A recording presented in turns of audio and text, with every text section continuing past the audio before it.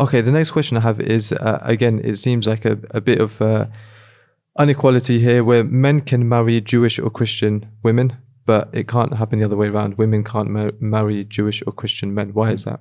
So Allah Azza wa Jal told us in Surah Al-Ma'idah, وَالْمُحْصَنَاتُ مِنَ الَّذِينَ أُوتُوا الْكِتَابَ مِنْ قَبْلِكُمْ, that you are permitted to marry the chaste women who were given the book before you.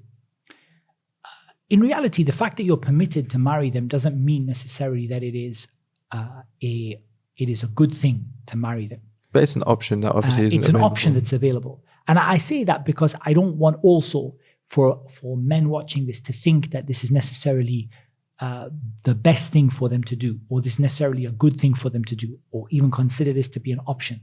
Because the society that we're living in today has a lot of, it brings about a lot of difficulties when people get into these kind of relationships, or it can do. So the first thing is very simple. We've already established the issue of qawwama, of the man as the head of the household. If that's the case, then how could we have a Jewish or a Christian man as a head of a household over a Muslim woman? True. And Allah Azza wa Jal has not placed for the disbeliever over the believer any authority. Allah Azza wa Jal has never given a situation where a disbeliever can have authority over a believer. And that would be something that's a blessing in Islam. And otherwise, the woman doesn't want to become, Asiya, the wife of Fir'aun at the end of the day. She doesn't want to end up having a husband who is a disbeliever, who is an evildoer, and so on.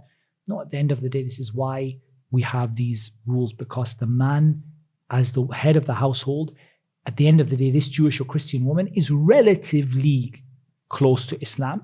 We know that both Judaism and Christianity share some certain amount of commonality within the religion of Islam, even though there are many severe differences, but they are closer than other religions.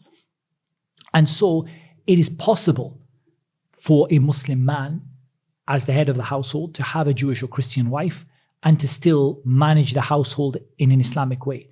And that's the reason why I actually discourage it in our time, because I believe that the right of the man to be the head of the household has been broadly taken away from him in legal terms in most countries, particularly in Western countries. And so he isn't able to enforce his authority upon his Jewish or Christian wife. And so she can turn around and say, well, I want my kids to be brought up as Christians, or I want my kids to be brought up as Jews, or I want my kids to go to church, and you're not going to do anything about it. And he doesn't have any recourse to change that, or in some cases the court systems will even support that. So that's why things are a little bit different today, and they need to be, that needs to be thought of very carefully. But it does work for some people, like a revert man who is married to a Jewish or Christian woman. When they revert, it could be good for them to stay married to them. How that last bit that you said, that obviously you wouldn't recommend it and you'd actually discourage it for today, how do you reconcile that with your earlier statement that Islam is for all times and all places, and now Allah knew that this time and place would happen, and yet it's a time and place where this particular ruling is perhaps discouraged? Yeah, I would say it doesn't change the ruling. So we don't say that it's haram, and we don't say that it is something which is it would be invalid. But we simply say that it seems that looking at the framework of Islam and the principles of Islam, that there are some dangers in this, and it should be given thought before entering into it. And this is something which is built in, there is a flexibility which is built into the rulings of Islam. You don't have a flexibility to stop praying 5 times a day because it doesn't suit you today, But you do have a flexibility as to whether you marry a Jewish or Christian woman, because Allah didn't make it an obligation upon you. He made it permissible.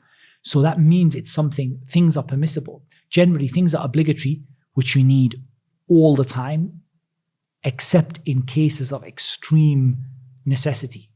And things are recommended because they're generally good for you, but if you miss them out from time to time, they don't hurt you. And things are permissible because they're things you might want to do and might not want to do. So this is something permissible, which people might want to do or might not want to do. And I would suggest that someone would have to think about it carefully in a time where, or in a country where the court system is not going to allow that man to act as the head of the household. And that woman does have the legal right to bring her children up as Jews or Christians, for example. The person should give that some thought. But I don't say that it's haram, because the haram and the halal doesn't change. It doesn't become, it doesn't become haram because we said so. And Allah Azza wa Jalla made it permissible. But it's just something that people should give consideration to, and it's permissible. Like the issue of 2 wives, we said, let's be fair. Yeah, that's fair. That's fair. That I also think the issue of 2 wives is something which is permissible.